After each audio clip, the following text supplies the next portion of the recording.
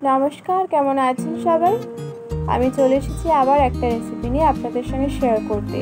যারা নতুন এই চ্যানেলটিতে ভিজিট করছেন তারা অবশ্যই একটা সাবস্ক্রাইব করে দেবেন। সাবস্ক্রাইবে ক্লিক করে অল অপশনটাতে গিয়ে ক্লিক করে দেবেন। যারা আমাকে ভালোবাসা দিচ্ছেন তাদেরকেও অসংখ্য ধন্যবাদ। আজকের রেসিপি হচ্ছে ইলিশ মাছের মাথা দিয়ে পেঁপের তরকারি। তো চলুন শুরু করা যাক। আমি এখানে ইলিশ মাছের মাথাগুলো নুন আর হলুদ দিয়ে ভালো করে ভেজে নিচ্ছি।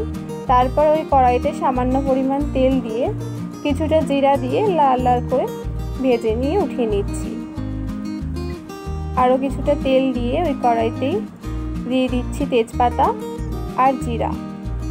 একটু লাল লাল করে ভাজা হয়ে গেলে আমি কেটে রাখা সবজিগুলো একে একে দিয়ে দেব।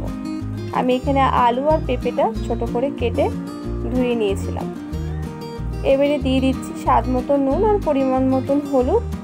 একটু নাড়াচাড়া দিয়ে ভালো করে লাল লাল করে ভেজে নেব। ভাজা হয়ে গেলে আমি এতে পরিমাণ মতন জল দিয়ে দেব। এবারে কিছুক্ষণ সেদ্ধ হওয়ার জন্য রেখে দেব। সেদ্ধ হয়ে গেলে তেল থেকে যে জিরাটা তুলে রেখেছিলাম সেটা ভালো করে আমি বেটে নিয়েছিলাম শিলে। এবারে সেটা দিয়ে নাড়াচাড়া দিয়ে নিচ্ছি। তারপরে দিয়ে দিচ্ছি ইলিশ মাছের মাথাগুলো। একটু নাড়াচাড়া দিয়ে আরও কিছুক্ষণ রান্না করে নেব। এখানে আমার রান্না হয়ে গেছে, আপনারাও এটা ট্রাই করে দেখুন। আর শেষে দিয়ে দিচ্ছি কাঁচা লঙ্কা। রেসিপিটি কেমন লাগলো অবশ্যই কমেন্ট করে জানাবেন।